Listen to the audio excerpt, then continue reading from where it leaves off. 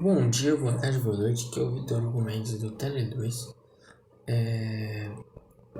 Aqui vou apresentar o trabalho do Júlio dos componentes, valendo a vida, e apresentar aqui 10 componentezinhos para vocês, e é isso aí. Tive uns probleminhas com a câmera, mas vai ser assim mesmo, entendeu? Na mão.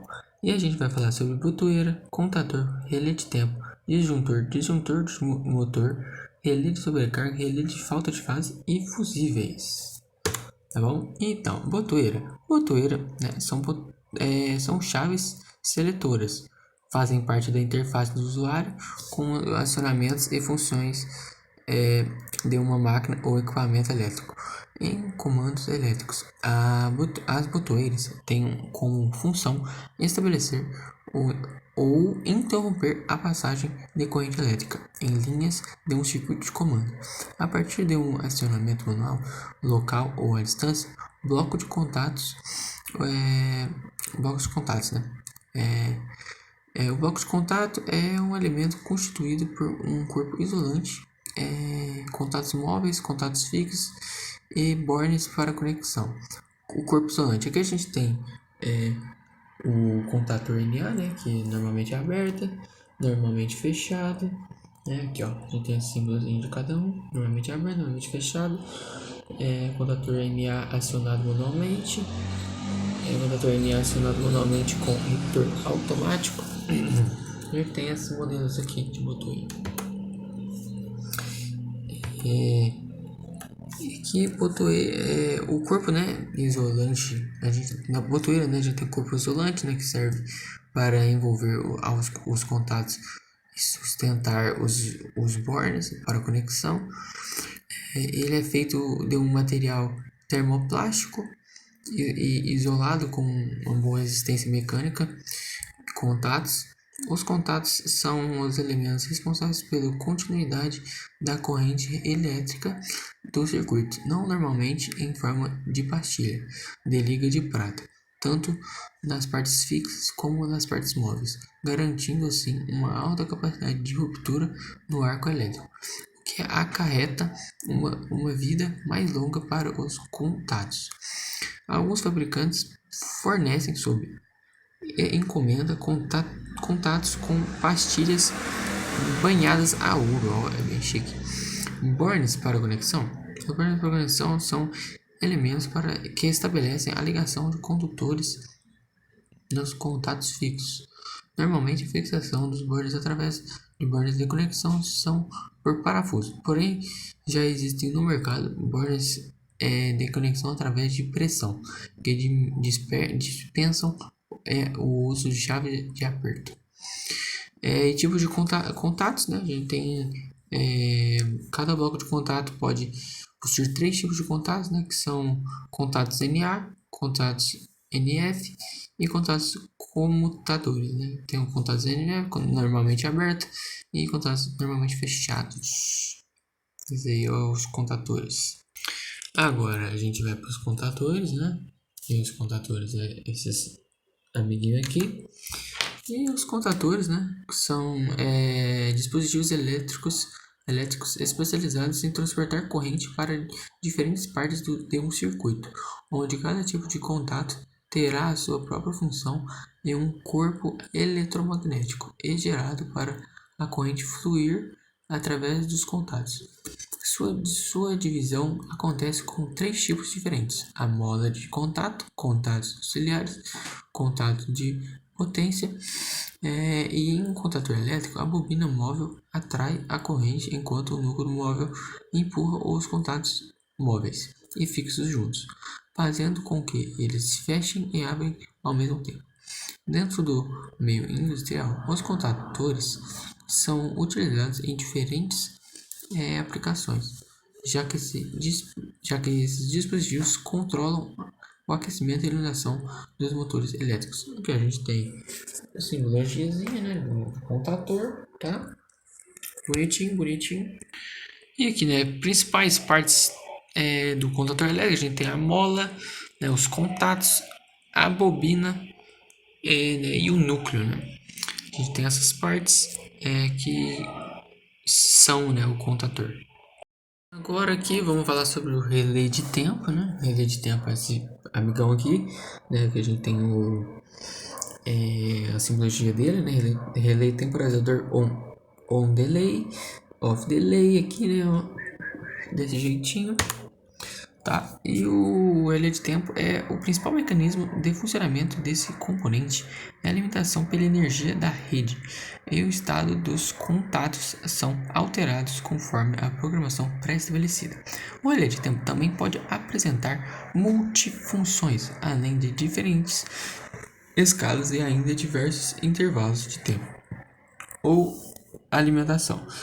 A aplicação do relé de tempo geralmente é feita para acionamentos de cargas, válvulas ou qualquer temporização que necessite ser feita em qualquer equipamento, usando também para ligação de motores de estrela para triângulo, padronização de sinais para CLPS aplicado no sincronismo industrial e sistema de automação e ainda para chaves compensadoras e ainda pode compor quadros de comando. Né? Né, o relé de tempo, né, tem um total controle do tempo dos sistemas elétricos. Né?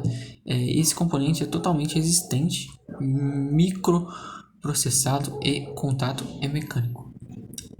Os custos com relé de tempo estão de acordo com as características do produto. A segurança de equipamentos e acionamentos dos sistemas elétricos estão garantidos com o uso de relé de tempo. Agora aqui, ó, vamos falar do disjuntor, né? Esse colega aqui, disjuntor, né?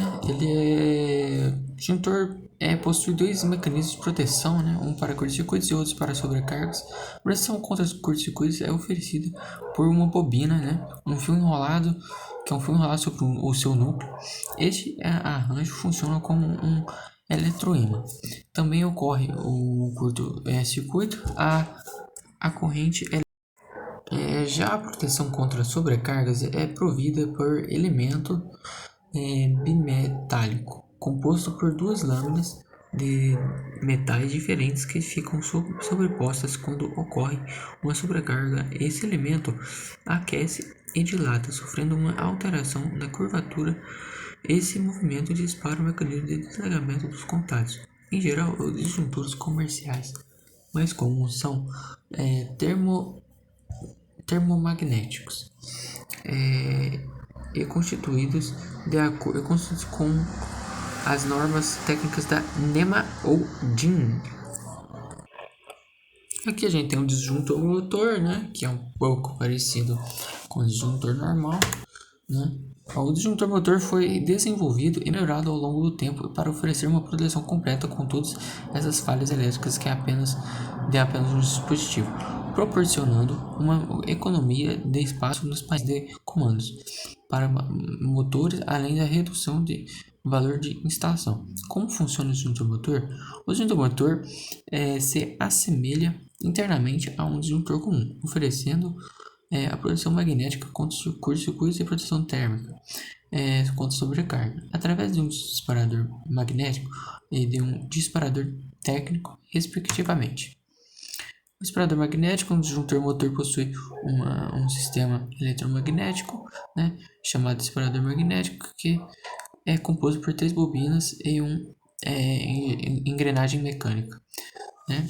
Quando ocorre o curto-circuito em uma das fases, o aumento repetindo a corrente cria um campo magnético e a bobina ligada àquela fase.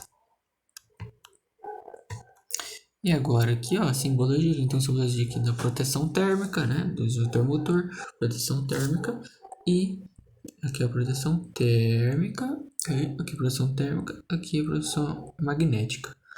Tem a simbologiazinha aí. Esse aqui é o relé de sobrecarga. Né? As suas principais características são disponíveis para a versão tripolares e bipolares, classe térmica de disparo 10, acoplamento direto à linha de minicondutadores de 732 A e todos esses dados aí que é muito difícil falar. Os sobrecarga protegem cargas contra aquecimento, endevidando causa por sobrecargas ou falta de fase. E tem esse relé de falta de fase, né? Que é os relés de falta de fase são dispositivos que fazem a comutação dos seus contatos mediante com alguma situação específica. No caso do relé de falta de fase, essa ação especificada é falta de uma ou mais fases na de redes de distribuição do circuito. E aqui a gente tem um textinho, aqui a gente tem a simbologia, tá? Agora, fusíveis.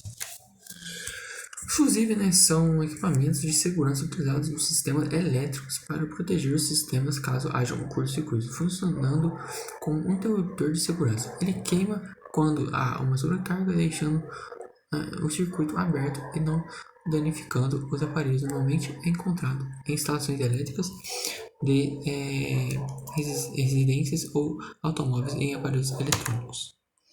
Assim como os disjuntores, eles são responsáveis para proteger os circuitos elétricos.